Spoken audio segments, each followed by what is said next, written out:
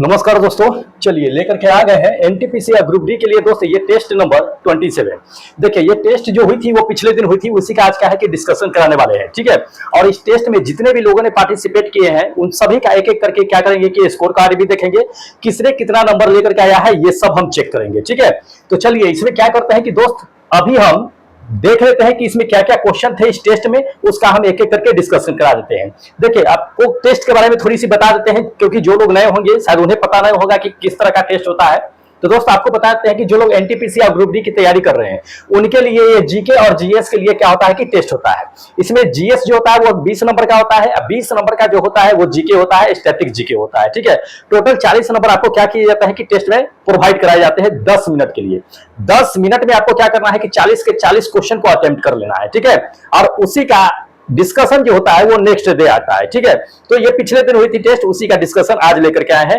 तो आज भी आपका टेस्ट जो है अगला जो है एक्टिव है, तो उसको जाकर के अटेम्प्ट कर लीजिएगा जो लोग अभी तक टेस्ट अटेम्प्ट नहीं किए हैं, ठीक है। चलिए फिलहाल क्या कर लेते हैं कि दोस्त जितने भी क्वेश्चन हम लेकर के आए हैं उसको एक एक करके डिस्कस कर लेते हैं। बने रहिएगा अंत तक के, क्योंकि दोस्त जितने भी क्वेश्चन डाले गए हैं ये चीज जान लीजिए कि टीसीएस के पैटर्न पे ही डाले गए हैं, ठीक है। जो टीसीएस आपकी एग्जाम लेती है उसके पैटर्न पे, तो बिल्कुल इससे बाहर नहीं जाएगा। अगर टेस्ट अटेम्प्ट करते रहेगा तो बहुत सारे जो होंगे क्वेश्चन आपको कवर हो जाएंगे और एग्जाम में काफी हेल्प भी मिलेगा, ठीक है। तो चलिए ज्यादा देरी नहीं करते हैं, जितने भी क्वेश्चन लेकर के आए हैं आज उसको एक एक करके हम डिस्कस करते चलते हैं। बने रहिएगा अंत तक के, दिखाते हैं आपको। देखिए ये क्वेश्चन नंबर फर्स्ट है, ये टेस्ट का क्या है कि क्वेश्चन नंबर फर्स्ट है। इसमें देख लीजिए क्या कहा गया है। इसमें यह चीज दे दिया है कि जब कोई तरंग किसी माध्यम से होकर के गुजरती है तो डैश डैश है, ठीक है। मतलब कोई भी अगर वेव है तो किसी भी मीडियम से होकर के गुजरती है तो होता क्या है ये चीजें जानना है, ठीक है। जैसे कि वेव होता है, तरंग होता है, इस तरह से होता है, तरंग चलती है। तो जब तरंग चलती है तो उस कंडीशन में होता क्या है। देखिए जब तरंग अगर चलती है तो उसमें होता ये चीजें है, ये चीज ध्यान रखना है कि ये फर्स्ट नंबर ऊर्जा जो होती है वो स्थिर गति से स्थानांतरित होती रहती है। ऊर्जा क्या होती है, स्थिर गति से स्थानांतरित होती रहती है, आगे बढ़ती रहती है, ठीक है। ऐसा नहीं है कि उसके कण जो होते हैं वो क्या होता है कि आगे बढ़ जाती है, ऐसा नहीं होता है। जैसे कि मान लीजिए आपको बताते हैं कि जैसे मान लीजिए कि ये तरंग है, किसी तरह का वेव है, ये वेव इस तरह से जा रहा है, ठीक है। वेव अगर जा रहा है तो यहां से जो होगा ये वेव कैसे जाता है, तो यहाँ पे कोई पार्टिकल होगा, यहाँ कोई पार्टिकल होगा, यहाँ कण होगा, कण होगा, कण होगा, कोई सटा सटा कण होगा, कोई दूरी दूरी पर कण होगा। तो क्या होता है कि ये जो होगा ये क्या होगा कि कण से सटते हुए आगे क्या होगा कि बढ़ते हुए चला जाएगा। तो सिर्फ ऊर्जा का स्थानांतरण होता है, चाहे ये मान लीजिए कि ध्वनि ही हो क्यों ना हो, ये ध्वनि ही क्यों हो, मान लो कि ध्वनि वेव ही है, ये ध्वनि साउंड का जो वेव होता है यही वेव है, ये आगे क्या हो रहा है ये कि बढ़ रही है। तो सिर्फ क्या होता है कि ऊर्जा का स्थानांतरण होता है। तो ध्वनि का ऊर्जा जो यहाँ पे होगा वो ऊर्जा आकर के यहाँ पे आएगा, चाहे आप इसको ध्वनि को जिस रूप में ले लीजिए, ठीक है। तो वो कणों के होते हुए माध्यम से होते हुए क्या होती है कि आगे बढ़ती है। तो सिर्फ ऊर्जा का स्थानांतरण होता है। ये पार्टिकल्स जो होते हैं इसका विस्थापन नहीं होता है, इसका विस्थापन नहीं होता है, ये चीज ध्यान रखिएगा। कभी कभी आपको विस्थापन दे देगा कि नहीं कण का विस्थापन हो जाता है, विस्थापन नहीं होता है, सिर्फ ऊर्जा का स्थानांतरण होता है। चाहे प्रकाश वाली वेव क्यों ना हो, जिसको लाइट वेव हम लोग कहते हैं, ठीक है।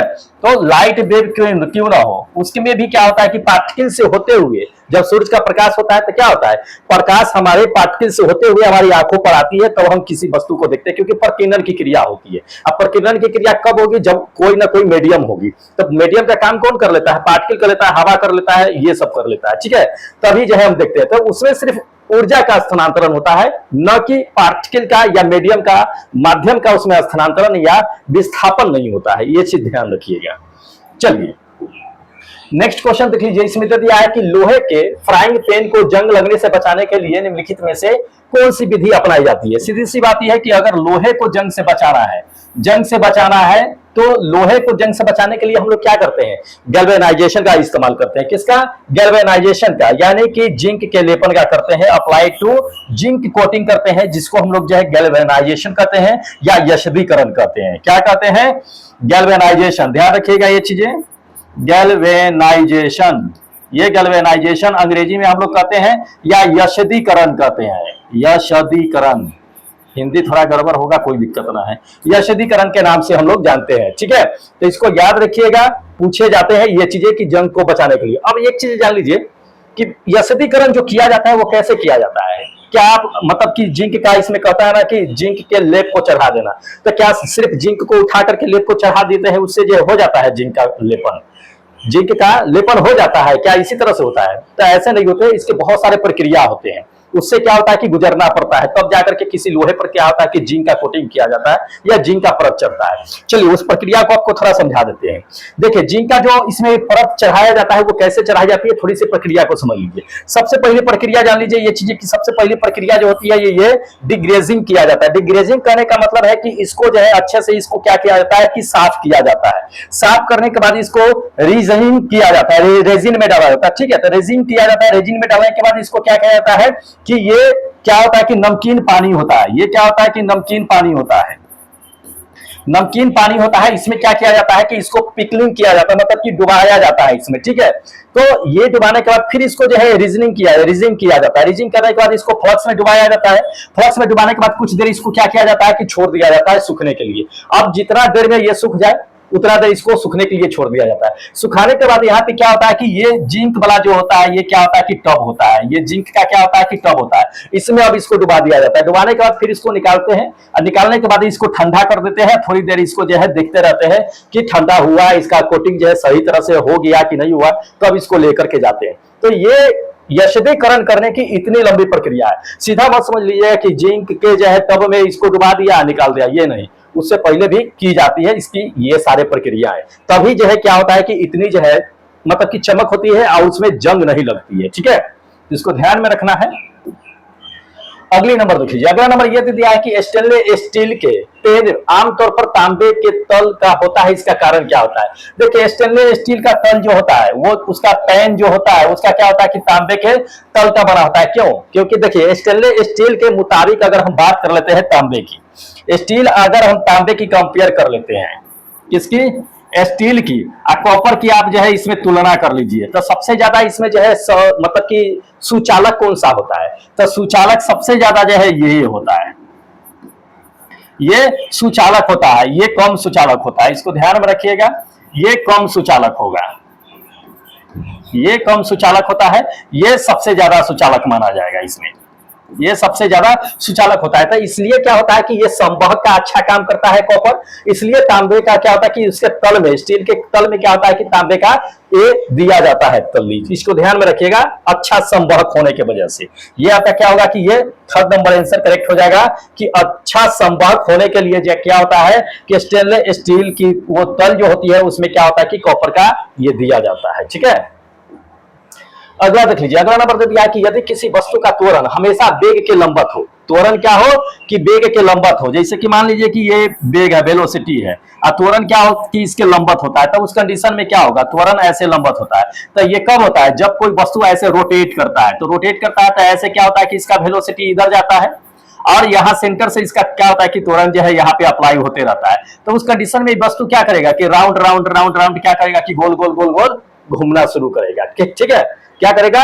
घूमते रहेगा, वस्तु घूमते रहेगा। इसको ध्यान में रखिएगा, ये फोर्थ नंबर आपका आंसर क्या होगा कि बिल्कुल करेक्ट होगा कि वस्तु क्या करेगा कि गोल गोल गोल गोल घूमते रहेगा। चलिए अगला नंबर देखिए, अगला नंबर दे दिया कि जिस क्षेत्र पर बल कार्य करता है उसके लंबवत कार्य करने वाले बल के अनुपात को डैश रूप में जाना जाता है। बहुत अच्छा है। देखिए इसमें जो है कहता है कि बल जो है, इसमें कह रहा है आपको कि बल कार्य करता है जिस क्षेत्र पर कार्य करता है। तो मान लीजिए कि ये क्षेत्र हो गया, ये क्या हो गया? एक तरह का एरिया हो गया, क्षेत्र हो गया। इस पे क्या करता है कि बल एक कार्य करता है। तो ये दोनों का रेशियो जो होता है, ये दोनों का रेशियो क्या कहलाता है? तो ये बल और जो है ये एरिया के रेशियो को हम लोग क्या कहते हैं कि दाब कहते हैं। क्या कहते हैं? दाब कहते हैं। ध्यान रखना है ये चीजें। तो ये आपका क्या होगा कि ये दाब जो होगा, ये फर्स्ट नंबर आंसर आपका करेक्ट हो जाएगा कि दाब कहते हैं उसको, ठीक है। ध्यान रखना है। चलिए अगला नंबर देख लीजिए, अगला नंबर दे दिया कि पैरामैग्नेटिक पदार्थ का उदाहरण कौन सा है। तो पैरामैग्नेटिक कौन सा है? पैरामैग्नेटिक कहेंगे किसको?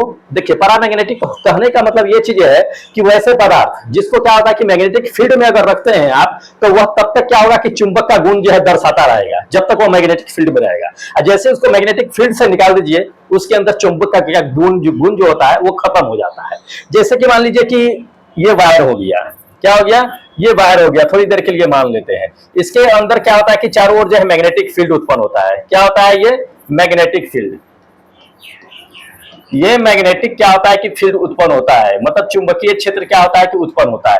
तो इसमें क्या होगा कि ये चुंबक का गुण दिखाएगा। ये क्या होगा?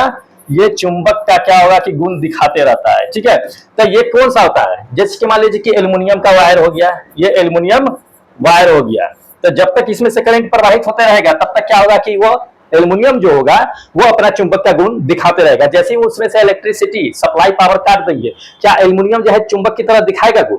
नहीं दिखाएगा। तो वो क्या हो गया, एल्युमिनियम जो होगा एक तरह का पैरामैग्नेटिक हो गया, ठीक है। इसको ध्यान में रखिएगा, जो क्षारक धातु के अंतर्गत आता है। ये आपका क्या होगा कि सेकंड नंबर आंसर करेक्ट होगा कि क्षार धातु एल्काइल मेटल के अंतर्गत में आता है, ठीक है। चलिए अगला नंबर देखिए, कहता है कि जब एक समतल दर्पण को 5 डिग्री कोण से घुमा दिया जाता है तो परावर्तन किरण कितने कोण से घूम जाएगी? बहुत अच्छा क्वेश्चन है दोस्त, पूछे जाते हैं। देखिए जब कोई एक परावर्तक सतह को अगर हम 5 डिग्री कोण से घुमा देते हैं, ये परावर्तक सतह है, 5 डिग्री एंगल से हम उसको घुमा देते हैं तो उसका परावर्तक जो नया परावर्तक बनेगा वो कितने एंगल से घूमेगा? देखिए इसका करेक्ट आंसर पहले बताते हैं, उसके बाद आपको बताते हैं कि ये तो 10 डिग्री एंगल हो जाएगा इसका करेक्ट आंसर। कैसे होगा थोड़ा सा समझ लीजिए। जैसे कि मान लीजिए कि ये परावर्तक सतह है, क्या है, ये परावर्तक सतह है, थोड़ी देर के लिए मान लेते हैं।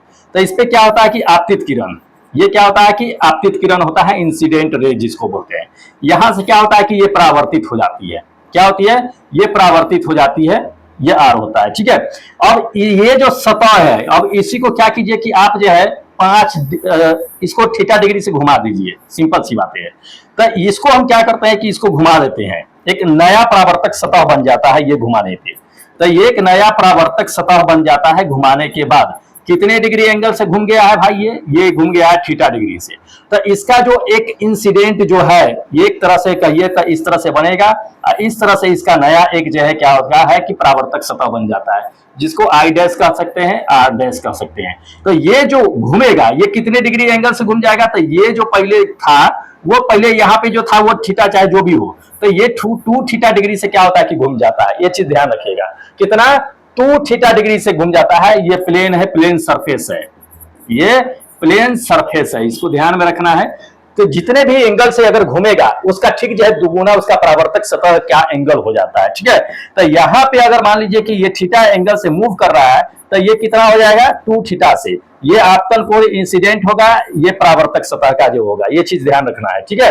तो यहाँ पे कितना था आपका कि 5 डिग्री से घूम रहा है, तो 5 डिग्री से घूमेगा तो 2 से गुणा कर दीजिए, कितना आ जाएगा 10 आ जाएगा। इसलिए आपको हम क्या बताती है कि 10 डिग्री इसका करेक्ट आंसर हो जाएगा, ठीक है। ध्यान रखना है, अगर मान लीजिए 10 डिग्री एंगल से अगर घूम जाता तो 10 दूना 20, 10 अब 20 से घूमता तो 40, उसका ठीक दुगुना कर देते ना, तो इसको ध्यान में रखना है। अगला नंबर देख लीजिए, अगला नंबर दे दिया कि 45 डिग्री जो है परावर्तन कोण वाली प्रकाश की किरणें का आपतन कोण क्या होगा, ठीक है। इसका परावर्तन कोण कहता है कि जो है 45 डिग्री है तो उसका आपतन कोण क्या होगा। जैसे कि मान लीजिए कि ये आपतन हो गया यहां से और ये परावर्तन हो गया, ठीक है।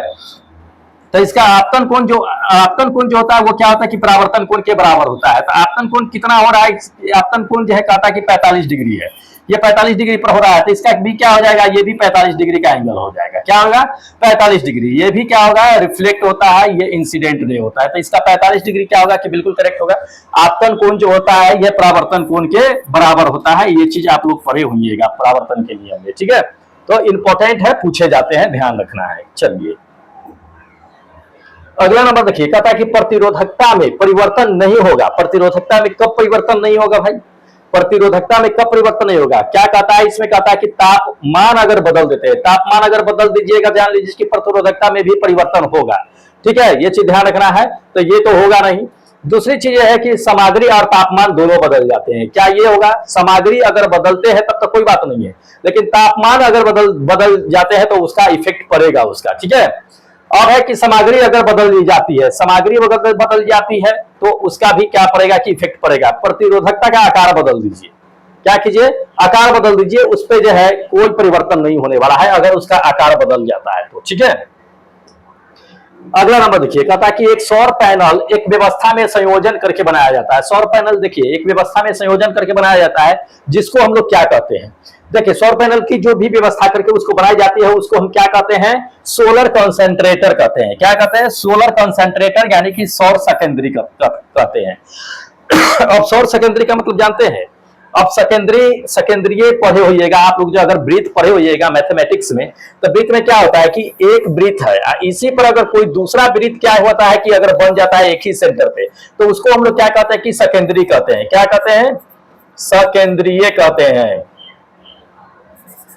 सेकेंडरीय कहते हैं ना, हाँ सेकेंडरीय कहते हैं। जब एक ही ब्रीथ सेंटर से होकर के जब एक से अधिक ब्रीथ बनाई जाती है तो उसको सेकेंडरीय कहते हैं, ठीक है। तो उसी तरह से होता है कि सौर पैनल जो होता है उस पर एक लेयर बाय लेयर क्या होता है कि बना होता है। सिर्फ ऐसा नहीं है कि सौर पैनल जो होता है उसका प्लेट जो देखते हैं, ये वाली प्लेट बताते हैं, ये प्लेट, तो ये सीधा सिंपल से प्लेट नहीं होता, इस पे कई लेयर होते हैं। देख लीजिए, इसका पहले सबसे ऊपर देखिएगा तो एल्युमिनियम का ये फ्रेम जो देख रहे हैं, ये एल्युमिनियम का फ्रेम होता है, जान लीजिए दो चीजें। दूसरी चीज है टेम्पर ग्लास, जैसे मोबाइल में टेम्पर ग्लास होता है कि भाई फूटे ना उसके अंदर के स्क्रीन, उसी तरह से इसको जो है क्या करता है कि इसको गार्ड करने के लिए रहता है। जान लीजिए क्या रहता है, इसको गार्ड करने के लिए ऊपर से टेम्पर ग्लास लगाई जाती है, फिर इसके अंदर जो है प्लेट लगाई जाती है, फिर ये प्लेट होता है सोलर सेल होता है, जिसका इसमें जो है हम लोग क्या करते हैं कि सिलिकॉन का इस्तेमाल जो है करते हैं सोलर प्लेट में बनाने के लिए। कभी कभी पूछ देगा कि सोलर प्लेट बनाने के लिए किसका इस्तेमाल करते हैं? सिलिकॉन का इस्तेमाल किया जाता है, इस चीजें ध्यान रखिएगा, ठीक है। फिर उसके अंदर जो है फिर इसी तरह से लेयर जो है नीचे भी बनता है, फिर ब्लैक सीट बनता है, फिर इसके अंदर जंक्शन बॉक्स बनता है, जो पावर ओवर सप्लाई जो भी होता है इसके अंदर से मतलब निकल करके जाता है इसको चार्जिंग के लिए, मतलब यहां से लेकर के सोलर सेल से बैटरी में कनेक्ट करते हैं, ठीक है। तो इसके बहुत सारे लेयर होते हैं, सभी लेयर जो होते हैं क्या होते हैं कि एक ही सेंटर पे बने होते हैं। क्या होते हैं? सभी एक ही सेंटर पे बने होते हैं, ऐसा नहीं कि कोई अलग बगल करके बनता है, इसलिए इसको कोसेंट्रिक कहते हैं, ठीक है, ध्यान रखना है। अगला नंबर देख लीजिए, अगला नंबर दे दिया है कि निम्नलिखित में से कहता है कि कौन सा जीव जो है बायोगैस संयंत्र में गाय के गोबर को बायोगैस में उत्पादन करता है। तो बायोगैस देखिए, गोबर गैस से मतलब कि गोबर से जो गोबर गैस बनाता है वो कौन सा बनाता है? तो देखिए उसमें जो बनाता है ये आपका कवक नहीं बनाएगा, या ये भी नहीं बनाएगा, या ये नहीं बनाएगा, बनाएगा कौन बनाएगा? अवायवीय जीवाणु बनाएगा। अवायवीय जीवाणु क्या होता है कि ऑक्सीजन की अनुपस्थिति में होता है, ऑक्सीजन के अनुपस्थिति में,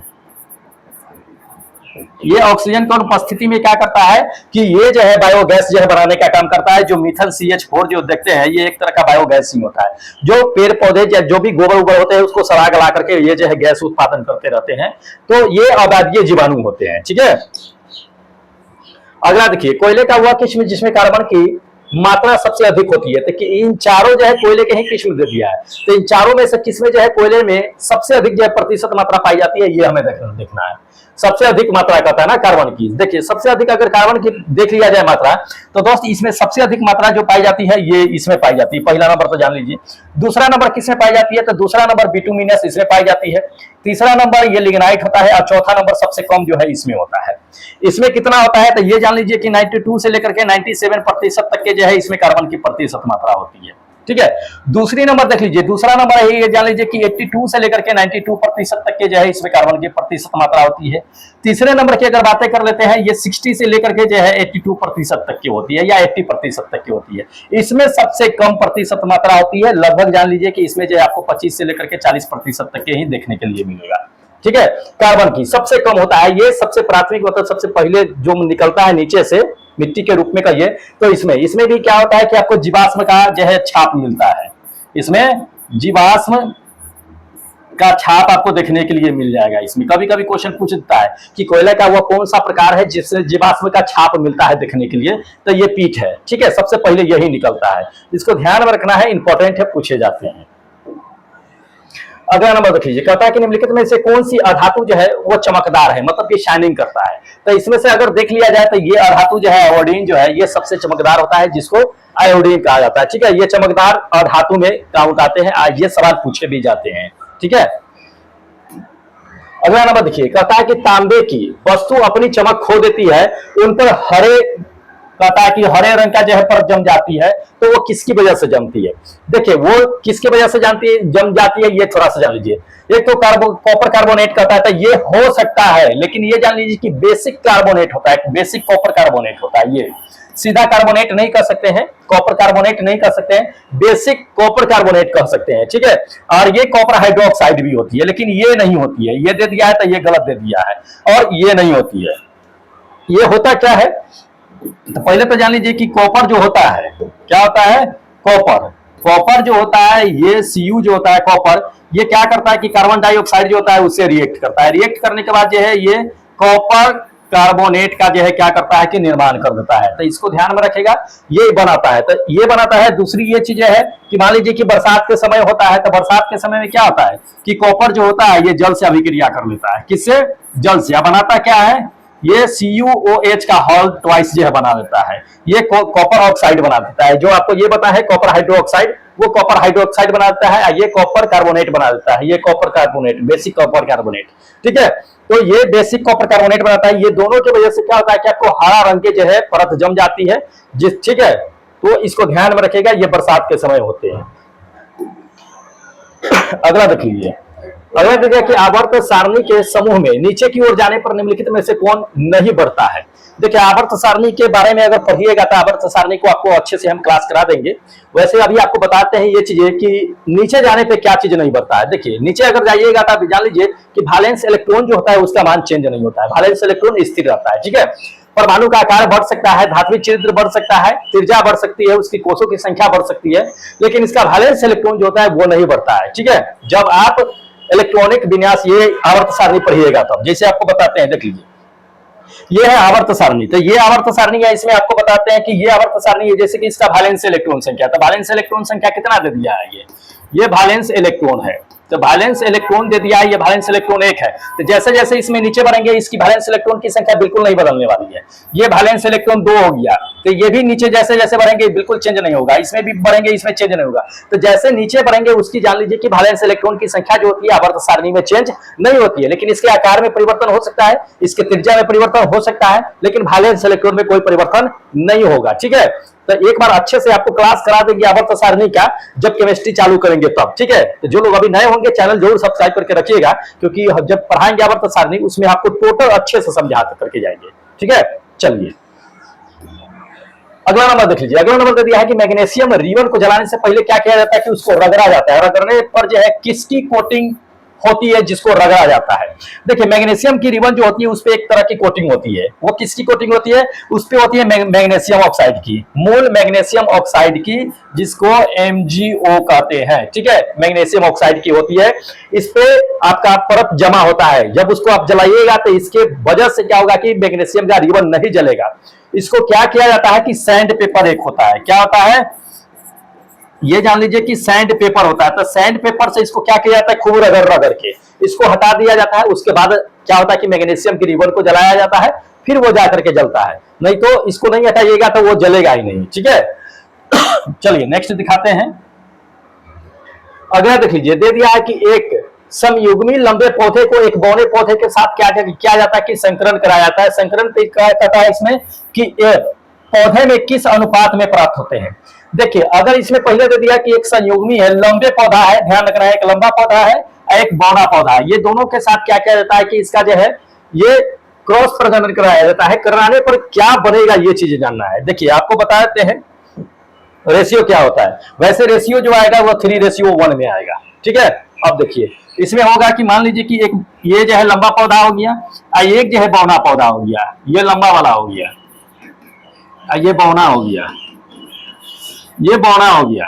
अब ये दोनों का क्या किया जाता है कि संकरण कराया जाता है। इस कंडीशन में क्या होता है कि लंबा बौना बनता है। तो इसमें क्या होगा आपका कि ये चीज जान लीजिए कि जब क्रॉस कराइएगा तो हो सकता है कि दोनों जो है लंबे हो सकते हैं, या हो सकते हैं कि लंबा बौना हो सकता है, या हो सकता है कि इसमें जो है दोनों जो है बौने हो सकते हैं। तो ये 3 में आ जाता है इसका जब जो है क्रॉस प्रजनन कराया जाता है। तो ये 3 एगो अलग निकल के आता है, 3:1 में क्या होता है कि आता है। ठीक है, तो एक संयुग्मी लंबा हो सकता है, संयुग्मी बौना हो सकता है, या दोनों विषमयुग्मी जो है लंबे हो सकते हैं। तो ये चीज होता है इसमें ध्यान रखना है। ठीक है, अगला देखिए, अगला नंबर दे दिया है कि नेत्र लेंस की फोकस दूरी तब बढ़ जाती है जब नेत्र की मांसपेशियां क्या होती है। देखिए नेत्र लेंस की फोकस दूरी, जैसे कि मानव का नेत्र जो होता है ना, ये मानव का नेत्र होता है। ठीक है, तो मानव का नेत्र होता है तो यहां से क्या होता है कि ये रेटिना होता है, यहाँ पे क्या होता है ये रेटिना होता है। तो यहां से जो इसका प्रतिबिंब बनता है, तो ये जान लीजिए प्रतिबिंब तो रेटिना पर बनना चाहिए, लेकिन रेटिना पर ना जाकर के ये पीछे बनता है। तो ये लंबा कब हो जाता है, जब इसकी लेंस जो होगी या मांसपेशी क्या होगी ये चीज जानना है। ठीक है, तो देखिए मांसपेशी क्या हो जाती है ये थोड़ा सा आपको बताते हैं। मांसपेशी क्या हो जाती है कि शिथिल हो जाती है, यानी कि रिलैक्स हो जाती है, रिलैक्स्ड शिथिल हो जाती है। और शिथिल होने की वजह से क्या होता है कि लेंस जो होता है वो मोटा हो जाता है। शिथिल होने से क्या हो जाता है, लेंस मोटा हो जाता है। ठीक है, अब मोटा हो जाने की वजह से क्या होता है कि इसका नहीं, लेंस मोटा नहीं होता, लेंस पतला हो जाता है, शिथिल हो जाती है, लेंस पतला हो जाता है, ये आपका होगा। ये मांसपेशी क्या होती है कि शिथिल हो जाती है, शिथिल होने पर लेंस पतला हो जाता है, लेंस पतला होने से क्या होता है कि रेटिना पर प्रतिबिंब न बन करके क्या होता है कि आपका रेटिना के बाहर प्रतिबिंब बनता है। ठीक है, तो ये शिथिल और लेंस पतला हो जाता है, मोटा नहीं होता है, इसको ध्यान में रखिएगा, ये नहीं होगा। अगला देखिए, जैसा कि आपको बताते हैं कि ये रेटिना हो गया। ठीक है, तो रेटिना हो गया, तो इसमें देखिए रेटिना में क्या है, आपको क्या कि प्रतिबिंब जो है ये रेटिना पर यहाँ पे बनना चाहिए था प्रतिबिंब, लेकिन यहाँ पे ना बन करके ये क्या बन रहा है कि रेटिना के पीछे क्या बन रहा है, ये रेटिना के पीछे बन रहा है, ये रेटिना के पीछे बन रहा है प्रतिबिंब। इस कंडीशन में क्या होता है कि मांसपेशी जो होती है, मांसपेशी जो होती है, ये जान लीजिए मांसपेशी जो होती है पहला नंबर की शिथिल हो जाती है, क्या हो जाती है, शिथिल हो जाती है। दूसरी नंबर ये चीजें जान लीजिए कि शिथिल हो जाती है, तो लेंस जो होता है वो लेंस क्या होता है कि पतला हो जाता है, क्या हो जाता है, पतला हो जाता है। इस कंडीशन में क्या होता है कि ये रेटिना पर प्रतिबिंब बन करके क्या होता है कि रेटिना के बाहर प्रतिबिंब बनती है। ठीक है, तो इसके लिए क्या किया जाता है कि उत्तल लेंस का इस्तेमाल किया जाता है, किसके लिए, उत्तल लेंस का इस्तेमाल कर लिया जाता है। इस लेंस से इस्तेमाल करने पे उसके बाद ये मांस जो था, ये लेंस जो था ये मोटा था, ये पतला था, ये सही रूप में आ जाता है, फिर उसका प्रतिबिंब ये बाहर न बन करके सीधा रेटिना पर बनता है और वस्तु क्या होता है कि स्पष्ट हमको दिखाई देती है। ठीक है, ध्यान रखना है ये चीजें।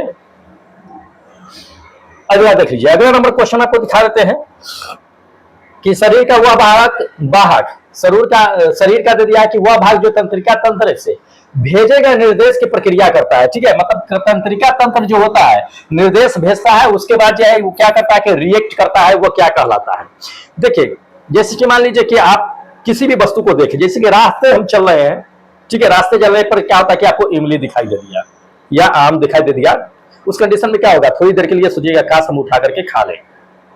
देखा आंखों ने, शरीर में गया, मस्तिष्क में गया, तंत्रिका तंत्र ने क्या किया कि रिएक्ट किया, रिएक्ट करने के बाद आपका कहां गया, उठा करके खाना है, तक ये कौन, मस्तिष्क सूचना दे रहा है, किसके जरिए जाएगा, कौन उठाएगा, पैर तो नहीं जाएगा, पैर भी जा सकता है वहां तक के ले जाने का काम तो करेगा ही, उठाएगा कौन, हाथ उठाएगा उसको और उठा करके खाने की कोशिश करेगा, यही करेगा। या कोई भी मनपसंद की चीजें होगी जो जिसके बिना आप नहीं रह सकते हैं। ठीक है, थोड़ी देर के लिए मान लेते हैं कि मान लिए कि आपको जो है हम पेन फेंक करके मारे, देखेगा आंख की पेन आ रहा है, उस कंडीशन में देखेगा, मस्तिष्क प्रक्रिया करेगा, उसके अंदर जो है तंत्रिका तंत्रों का प्रक्रिया करेगा, उसके बाद जो है किसको संकेत देगा, पेन आ रहा है तो किसको संकेत देगा, कहेगा चुपचाप रहो, नहीं ऐसा नहीं होता, हाथ को कहेगा कि रोको उसको, तो काम कौन किया, हाथ, रिएक्ट, यानी कि हाथ, ये पैर, जो जितने भी चीजें होती है शरीर के अंग जो होते हैं वो मांसपेशियों में काम करती है, कौन, मांसपेशिया में। तो ये मांसपेशी क्या करेगा, मसल्स क्या करेगा कि वो रिएक्ट करने का काम करेगा, प्रतिक्रिया करने का काम करेगा। मांसपेशी में आप जान लीजिए कि हाथ भी आ सकता है, पैर भी आ सकता है, पैर भी आ सकता है, शरीर का कोई भी भाग आ सकता है, शरीर का कोई भी पार्ट, कोई भी भाग आ सकता है। ठीक है, जो रिएक्ट करता होगा वो चाहिए, जैसे कि आंखें आ रही है, आंखें पल के आपकी झुक जाएगी, कोई चीज अगर आंख पे आ रही है तो रिएक्ट करता है मस्तिष्क, ये चीजें जैसे कि आपको बता देते हैं। जैसे कि मान लीजिए कि यहाँ किसी चीज को आपने देख लिया, जो लालची वाले चीजें हैं, मान लीजिए कि आपने लालच हो गया, चलो भाई इसको उठाना है, ये मस्तिष्क में गया, मस्तिष्क तंत्रिका तंत्र जो होता है ये सेंसिटिव इनपुट देता है मस्तिष्क में, तंत्रिका तंत्र यहाँ पे क्या करता है कि इसको जो है इंटीग्रेशन करता है, सोचता है, समझता है, फिर करता है, रिएक्ट करता है कि नहीं चलो इसको उठाते हैं या नहीं उठाते हैं, फिर जो है ये काम करता है मसल्स पे, क्या होता है, मसल्स पे आता है, ये मसल्स पे क्या करता है कि ये काम करता है, मसल्स इसको क्या करता है कि तुरंत उठा लेता है। ठीक है, तो वो चीजें होती है, इस तरह से रिएक्ट होती है। सिर्फ उठाने की बातें नहीं कर रहे, आंख की बातें भी है, जितने भी शरीर के अंग जो होते हैं। ठीक है, तो इसको ध्यान में रखना है। अगला देखिए, अगला नंबर ये दे दिया है कि टहनी और पैर की क्रमशः जो है ऊपर नीचे की गति जो गुरुत्वाकर्षण द्वारा प्रभावित होती है, ऐसी गति को क्या कहते हैं। देखिए, जैसे कि पैर होता है, ठीक है, जैसे पैर होता है, जैसे मान लीजिए जो भी पैर होता है उसकी बातें हम कर लेते हैं कि सपोज दैट मान लीजिए कि कोई पैर होता है, तो पैर होता है, इसकी जड़ होती है, जड़ जो होती है नीचे की ओर जो है क्या होती है कि फैली होती है, तो एक जड़ जो है नीचे की ओर जाती है, इसका विकास किधर होता है, ऊपर की ओर होता है। तो यही चीज का गुरुत्वाकर्षण द्वारा प्रभावित होती है, ऐसी गति को क्या कहते हैं। गुरुत्वाकर्षण किधर लगता है, गुरुत्वाकर्षण नीचे की ओर लगता है, तो नीचे की ओर जड़ जाता है, तो इसको हम लोग क्या कहते हैं, जियोट्रोपिज्म कहते हैं। क्या कहते हैं, जियोट्रोपिज्म, ध्यान रखना है, जियोट्रोपिज्म जियोट्रोपिज्म के नाम से हम लोग जानते हैं। ये जियोट्रोपिज्म की वजह से क्या होता है कि इसकी विकास होती है। अब ये जान लीजिए कि जियोट्रोपिज्म जो होती है वो दो तरह की होती है, पहले आपको समझा देते हैं। जैसे कि मान लीजिए कि ये पौधा है, ठीक है, ये पौधा है, इसकी बातें कर लेते हैं। तो इसमें जो है गुरुत्वाकर्षण की वजह से क्या होता है कि इसमें वृद्धि होती है। तो ये जो गुरुत्वाकर्षण की वजह से होती है, एक तो नीचे की ओर वृद्धि होती है, एक क्या होती है कि ऊपर की ओर वृद्धि होती है, जिसको हम लोग क्या कहते हैं कि जियोट्रोपिज्म कहते हैं। क्या कहते हैं? जियोट्रोपिज्म कहते हैं। ध्यान रखना है इससे। जियोट्रोपिज्म जो होगा दो तरह के होगा, एक तो नीचे की ओर होगा, तो नीचे होगा ये पॉजिटिव होगा। क्या होगा? पॉजिटिव जियोट्रोपिज्म कहेंगे। क्या कहेंगे? पॉजिटिव जियोट्रोपिज्म कहेंगे। अगर मान लीजिए कि गुरुत्वाकर्षण जिधर लग रहा है, गुरुत्वाकर्षण किधर लगेगा? नीचे की ओर लगेगा। नीचे की ओर अगर जड़ ये वृद्धि कर रहा है, ये पार्ट क्या होगा? ये जड़ जो वृद्धि कर रहा है ये पॉजिटिव जियोट्रिज्म होगा। और इसके ऊपरी वाला भाग ऊपर वृद्धि करेगा, ये मिट्टी से ऊपर है, तो ये क्या कहलाएगा? आपका नेगेटिव जियोट्रोपिज्म कहलाएगा। ध्यान रखना है ये चीजें, नेगेटिव, क्योंकि गुरुत्वाकर्षण तो नीचे लग रहा है, तो ये पेड़ पौधा को ऊपर ना जाकर के क्या होना चाहिए? नीचे आना चाहिए, लेकिन ये ऊपर जा रहा है। तो एक गुरुत्वाकर्षण का क्या कर रहा है कि विरोध कर रहा है, इसलिए नेगेटिव जियोट्रिज्म कहते हैं। ठीक है, और जो गुरुत्वाकर्षण के नीचे साथ साथ लग रहा है उसको हम पॉजिटिव कहेंगे। तो आधे वाला हिस्सा जो होता है ये पॉजिटिव होता है, आधे ऊपर वाला हिस्सा जो होता है ये नेगेटिव होता है। तो इसको ध्यान में रखिएगा, पूछे जाते हैं कि पॉजिटिव जियोट्रोपिज्म क्या होता है, नेगेटिव जियोट्रोपिज्म क्या होता है। गुरुत्वाकर्षण जिधर लगती है उधर अगर वृद्धि हो रही है तो पॉजिटिव जियोट्रोपिज्म होगा, और गुरुत्वाकर्षण के विरुद्ध अगर वृद्धि हो रही है तो नेगेटिव जियोट्रोपिज्म कहलाएगा। ठीक है, इसको ध्यान में रखिएगा, पूछे जाते हैं ये क्वेश्चन। चलिए अगला नंबर देखिए, अगला नंबर की दिखाते हैं क्वेश्चन इसमें कि शक युग की स्थापना जो है किसके द्वारा हुई थी। देखिए शक युग की स्थापना की अगर बातें कर लेते हैं तो शक युग की जो स्थापना की गई थी वो कनिष्क के द्वारा की गई थी। किसके द्वारा? कनिष्क के द्वारा किया गया था। कब किया गया था? 7800 ईस्वी में। इसको ध्यान में रखिएगा। जो शक संबंध हम लोग जानते हैं वो शक संबंध की बातें कर रहे हैं यहीं से। कैलेंडर जो है शक संबंध जो चलता है सो, ठीक है, कैलेंडर, तो इसको ध्यान रखिएगा। उसकी स्थापना इसी समय जो है कनिष्क के द्वारा किया गया था। इंपॉर्टेंट है, पूछे जाते हैं। चलिए अगला नंबर देख लीजिए। अगला नंबर दोस्त ये क्वेश्चन दे दिया है कि भारतीय संविधान में 3 प्रकार की अनुसूचियां होती है। एक तो संघ सूची होती है, दूसरा राज्य सूची होती है, तीसरा इसमें से क्या होती है? देखिए एक तो हो गया राज्य सूची, एक हो गया आपका एक संघ सूची, राज्य सूची, और तीसरा जो होता है वो संवर्ती सूची होता है। क्या होता है? संवर्ती सूची। संवर्ती सूची में कौन कौन से आते हैं? तो ये शिक्षा हो गया, शिक्षा का अधिकार समान रूप से अधिकार होना चाहिए, या दवा का हो गया, ठीक है, दवा का समान अधिकार होना चाहिए। ठीक है, तो ये सभी क्या होते हैं कि ये जो है संवर्ती सूची के अंतर्गत में आता है। कभी कभी पूछ दिए जाते हैं।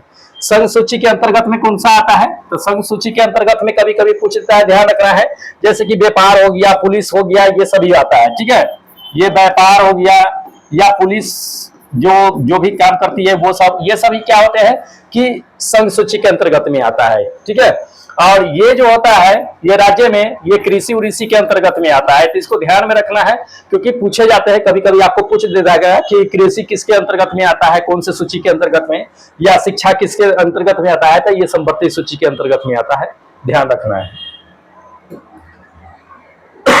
अगला देखिए, केंद्रीय बजट हमेशा जो है डैश सबसे पहले पेश किया जाता है। तो किसमें सबसे पहले जो है ये जो है पेश किया जाता है?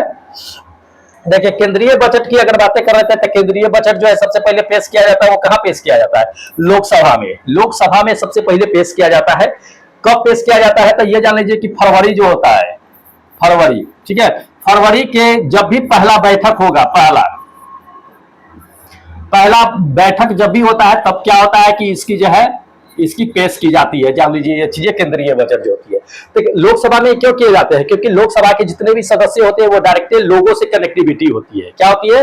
लोगों से कनेक्टिविटी होती है, इसलिए इसको क्या किया जाता है कि लोकसभा में इसको जो है पेश किया जाता है। ठीक है, अगला नंबर देखिए, क्या होता है कि संविधान के प्रारूप समिति के कहता है समक्ष प्रस्तावना प्रस्ताव किसने किया था? देखिए प्रस्तावना प्रस्ताव किसने किया था ये जाना है, संविधान की प्रारूप समिति की।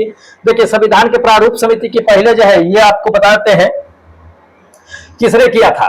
ये पंडित जवाहरलाल नेहरू साहब ने किए थे। ठीक है, जो कॉन्स्टिट्यूशन है उसका पहला पन्ना जो है ये प्रस्तावना ही है। ये जान लीजिए पहला पन्ना प्रस्तावना ही है, उसको ही प्रस्तुत किए थे पंडित जवाहरलाल नेहरू ने। कब किए थे थोड़ा सा जान लीजिए, तो ये किए थे 13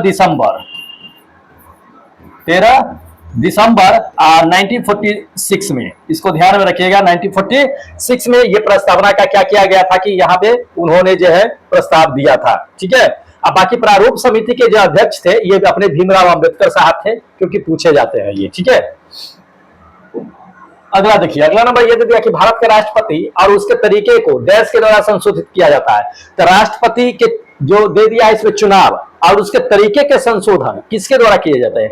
देखिए, राष्ट्रपति के चुनाव की अगर बातें कर लेते हैं, उनके तरीके के संशोधन जो होता है किसके द्वारा किया जाता है, तो ये किया जाता है संसद के विशेष बहुमत और राज्य की सहमति होनी चाहिए, ठीक है। तो संसद में बहुमत भी प्राप्त होनी चाहिए, उसके जो है चुनाव और उसके तरीके पे संशोधन करने के लिए और राज्यों की सहमति भी होनी चाहिए। ऐसा नहीं कि अगर किसी एक ने अगर मना कर दिया तो वो चीजें नहीं होगा, उनका चुनाव और जो है उसके उनके तरीके के संशोधन नहीं किए जा सकते, अगर दोनों का सहमति होना बहुत जरूरी होता है, ठीक है। तो ये आपका क्या होगा कि ये करेक्ट आंसर होगा। चलिए अगला नंबर देखिए, अगला नंबर दे दिया है ये चीज है कि भारतीय संविधान की किस सूची में कहता है कि दल बदल के आधार पर जो है संसदीय सदस्य को अयोग्य जो है घोषित किया जाता है या संबंध प्रावधान है।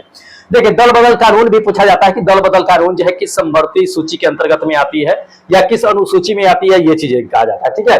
देखिए, दल बदल जो आपको बताते हैं कि ये जो अनुसूची है किसके अंतर्गत, किसके अनुसूची में है, 10वें, किसके 10वें अनुसूची में है। ये जान लीजिए कि इसका जो है संशोधन कब किया गया था, क्योंकि कभी कभी पूछ लेता है, ध्यान रखना है ये चीजें। ये 52वां संशोधन में, 52वां संशोधन में क्या किया गया था कि ये दल बदल की जो है कानून जो है इसमें मतलब कि अनुसूची जो है पारित की गई थी। इसको ध्यान रखिएगा, ये कब हुई थी, 1985 में। कब हुई थी, 1985 ईस्वी में ये 52वां संशोधन किया गया था, जिसमें ये दल बदल कानून जो है पारित भी की गई थी, ठीक है। इसमें ये कहा गया था कि मान लीजिए कि इसमें जो है भारतीय संविधान मतलब कि संसद में कोई भी अगर सदस्य है और अगर कार्यरत रहते हुए अगर दूसरी जो अपना पार्टी होती है उसमें अगर चले जाते हैं, अपना जो है क्या करते हैं पार्टी अगर बदल लेते हैं तो उसको मतलब अयोग्य घोषित कर दिया जाएगा। ये 52वां संशोधन में 1985 ईस्वी में जो हुआ था उसमें ये कहा गया है, ठीक है। तो इसको ध्यान में रखिएगा। चलिए अगला नंबर देख लीजिए, कहता है कि कर्क रेखा कहता है कि इनमें से किस भारत के राज्य से होकर के नहीं गुजरती है। कर्क रेखा भारत के किन राज्यों से होकर के नहीं गुजरती है, तो कुछ ट्रिक होते हैं उसको याद रखिएगा, आपको पता चल जाएगा, ठीक है। ट्रिक जो होता है कि याद रखिएगा, आपको बता देते हैं, सबका अपन अपना ट्रिक होता है, उस हिसाब से याद रखिएगा। ये छज्जा, गुराम, पत्रमी, तो ये क्या होता है कि अपना ट्रिक है, इससे याद रखिएगा। ये आपको क्या होगा कि सब राज्यों का आपको पता चल जाएगा। तो 8 गो राज्य होता है, 8 गो राज्य से होकर के क्या करता है कि अपना कर्क रेखा जो होती है वो गुजरती है, जिसमें छत्तीसगढ़ हो गया, झारखंड हो गया, गुजरात हो गया, ठीक है, राजस्थान हो गया, मध्य प्रदेश हो गया, पश्चिम बंगाल हो गया, त्रिपुरा हो गया, मिजोरम हो गया। तो ये सभी राज्यों से होकर गुजरती है, जिसमें उड़ीसा नहीं आता है, ठीक है। तो करेक्ट आंसर ये चीजें होगा कि उड़ीसा से होकर के क्या होती है कि ये कर्क रेखा जो है नहीं गुजरती है, इसको ध्यान में रखिएगा, ठीक है। जैसे बताते हैं कि इंडिया का मैप देख लीजिए, ये इंडिया का मैप है, इसको आपको शॉर्ट फॉर्म में आपको ये चीजें बताती है छज्जा, गुराम, पत्रमी, ठीक है। तो उसके हिसाब से अगर चलते हैं हम तो क्या बता दिए हैं, छज्जा, गुराम, पत्रमी, ठीक है। ये 8 वो राज्य है, 8 राज्यों से होकर के क्या होता है कि गुजरती है। तो 6 से छत्तीसगढ़ हो गया, 6 से ये छत्तीसगढ़ हो गया, ये पहला नंबर ले लीजिए, ये छत्तीसगढ़, तो ये छत्तीसगढ़ हो गया पहला नंबर। दूसरी नंबर झारखंड से, दूसरी नंबर ये है कि आपको झारखंड से होकर के क्या होती है कि गुजरती है, तो ये झारखंड ले लीजिए आप, ये झारखंड दूसरी नंबर। तीसरी नंबर की अगर बात कर लेते हैं तो गुजरात ले लीजिए, ये गुजरात हो गया तीसरी नंबर, ये गुजरात,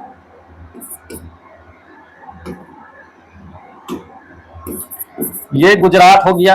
चौथे नंबर की अगर बात कर लेते हैं तो राजस्थान, ये चौथे नंबर पे आ जाते हैं राजस्थान, राजस्थान। उसके बाद देख लीजिएगा आपका मध्य प्रदेश आ गया, ये 5वें नंबर पे आ गया मध्य प्रदेश, मध्य प्रदेश, इससे होकर के कर्क रेखा गुजरती है। उसके बाद जो है त्रिपुरा आ गया, ठीक है, मध्य हो गया ना। उसके बाद जो है पश्चिम बंगाल आ गया, ये पश्चिम बंगाल आ गया। उसके बाद जो है कितना हो गया, 5 हो गया, 6, पश्चिम बंगाल, उसके बाद यह है त्रिपुरा, ये 7वें नंबर पे त्रिपुरा। उसके बाद 8वें नंबर पे मिजोरम,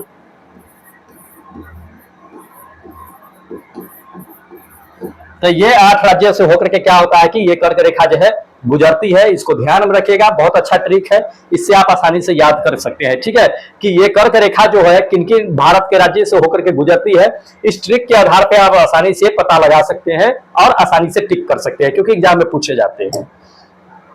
देख लीजिए अगला नंबर, ये क्वेश्चन दे दिया है कि भारत के किस नदी को बिरध गंगा कहा जाता है। देखिए भारत के किस नदी को बिरध गंगा कहा जाता है दोस्त, भारत के किस नदी को बिरध गंगा कहते हैं? गोदावरी को, गोदावरी को कहते हैं बिरध गंगा। कहने का मतलब क्या है? पुरानी नदी। क्या?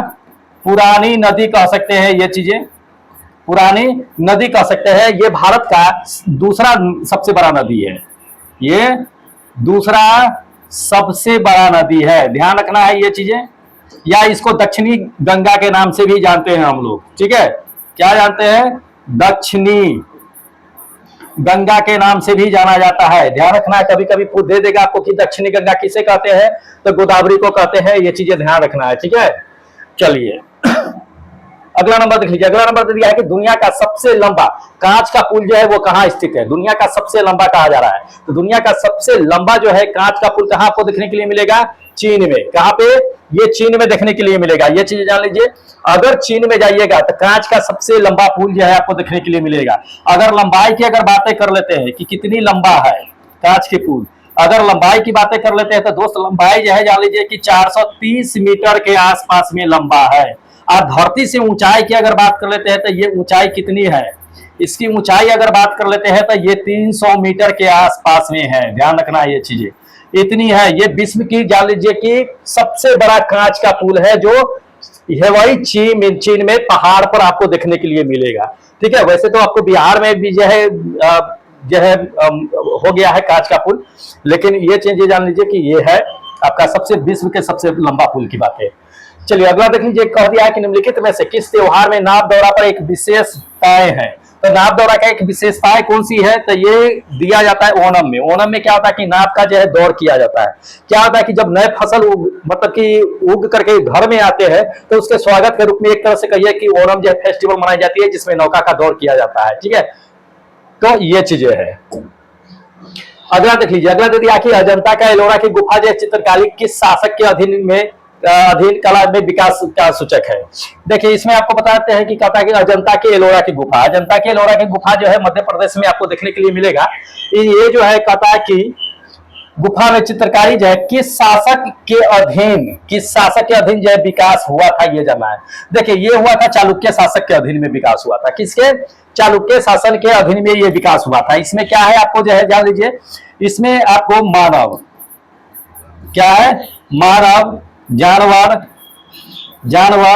पक्षी, ये सभी का क्या मिलेगा कि चित्रकला आपको देखने के लिए मिलेगा। इसमें जो पेंट इस्तेमाल किया गया है, क्या पेंट इस्तेमाल किया गया है? वो जीवंत पेंट है, जीवंत पेंट का इस्तेमाल किया गया है। अब जीवंत पेंट कहने का मतलब क्या होता है? जीवंत पेंट कहने का मतलब है कि जो मतलब कि आयुर्वेदिक होते हैं, आयुर्वेदिक जो मतलब कि रंग होते हैं उसका इस्तेमाल करके क्या किया गया है कि उसमें चित्रण किया गया है मानव का, जानवरों का, पक्षियों का। ठीक है, इसको ध्यान में रखना है, पूछे जाते हैं ये चीज। चलिए अगला क्वेश्चन आपको दिखाते हैं। अगला देखिए, कहता कि अपने समय में महान संगीतकार तानसेन किसके दरबार में थे? तो तानसेन तो सबको अच्छी तरह से है कि किसके दरबार में थे? अकबर के दरबार में थे। किसके? अकबर के दरबार में। जो 9 रत्न जो थे, 9 रत्न, उसी में से एक रत्न थे। ये एक रत्न जो है माना जाता है किसको? ये तानसेन को। ऐसा माना जाता है तानसेन को जो है एक तरह से कहिए तो बहुत महान मतलब संगीत के माने जाते थे। ठीक है, तो ये चीजें था, इसको ध्यान में रखना है। अगला नंबर देखिए, कहता है भारत में अंग्रेजों के विरुद्ध सबसे कड़ा जो है विरोध किसने किया था? देखिए सबसे कड़ा विरोध की अगर बातें कर लेते हैं तो ऑप्शन के अकॉर्डिंग अगर चलते हैं दोस्तों, जान लीजिए कि मराठा ने किया था। किसने? मराठा नहीं, मराठा के अलावा भी थे जो 1897 ईस्वी में क्या थे कि लड़े थे। कौन थे? जैसे कि झांसी की रानी हो गया, झांसी की रानी। ठीक है, जिस समय तात्या टोपे ये सब थे, उस समय जो है उसकी लड़ाई भी 1857 ईस्वी में खूब कस के जो है विरोध किया गया था। ठीक है, जैसे मंगल पांडे हो गया, तो ये मंगल पांडे भी हो गए, मंगल पांडे भी उस समय जो है काफी जो है प्रचलित में थे। तो ये सब चीजें थे, इसको ध्यान में रखेगा। लेकिन ऑप्शन के अकॉर्डिंग अगर चलते हैं तो मराठा जो है आपका करेक्ट आंसर होगा, जो अंग्रेजों का सबसे ज्यादा जो उस समय विरोध किए थे। ठीक है, अगला देखिए, अगला कहता है कि न्यू इंडिया पुस्तक के लेखक कौन है। देखिए, न्यू इंडिया पुस्तक या न्यू बर्थ इंडिया पुस्तक है। ठीक है, न्यू बर्थ इंडिया बुक, तो ये भी कहिए या इसको ये कहिए, दोनों कहिए। ये दोनों का जो है लेखक कौन थे, एनी बेसेंट थे। कौन थे, एनी बेसेंट, इसको ध्यान में रखिएगा। अगला नंबर देखिए, कहता है कि पत्रकार दिवस जो है पहली बार जो है पूरे देश में कब मनाई गई थी। दोस्तों ये मनाई गई थी 28 अक्टूबर 1984 को। ध्यान रखना है 1984 को, जिस समय जान लीजिए कि मीथेन आइसोसाइनाइड का रिसाव हुआ था मध्य प्रदेश में, उसी समय याद रख लीजिए। इसको याद करने का तरीका है, पत्रकारिता दिवस ये पूरे देश में पहली बार मनाई गई थी। ठीक है, अगला नंबर देखिए, कहता है कि विश्व का पहला समाचार पत्र किसने शुरू किया था। तो कौन सा देश था जो समाचार पत्र शुरू किया था। स्वाभाविक बात है, समाचार पत्र कौन शुरू करेगा, तो जिसके देश में पेपर सबसे पहले क्या होगा कि विकसित हुआ होगा। तो चीन में सबसे पहले क्या हुआ था कि कागज का निर्माण किया गया था। तो चीन ने ही क्या किया था कि सबसे पहले जो है पेपर का जो है समाचार पत्र जो है न्यूज जो है ये प्रकाशित किया था। ठीक है, अगला देखिए, अगला दिया है कि विश्व की सबसे प्राचीन सभ्यता किसकी मानी जाती है। विश्व में सबसे प्राचीन सभ्यता जो मानी जाती है वो किसकी, मेसोपोटामिया की। किसकी, मेसोपोटामिया का। ठीक है, ध्यान लीजिए 4000 ईसा पूर्व से लेकर के जो है 3500 ईसा पूर्व तक के इसकी मानी जाती है। इसको ध्यान में रखिएगा, मेसोपोटामिया का। मेसोपोटामिया जो है ये जान लीजिए कि दो नदी के बीच में बसा हुआ एक शहर था। ठीक है, दो नदी जिसको हम लोग दजला फुरात कहते हैं। क्या कहते हैं, दजला फुरात। ध्यान रखिएगा, ये दोनों नदी के बीच में ये बसा हुआ जो था ये क्या था कि मेसोपोटामिया था। मेसोपोटामिया।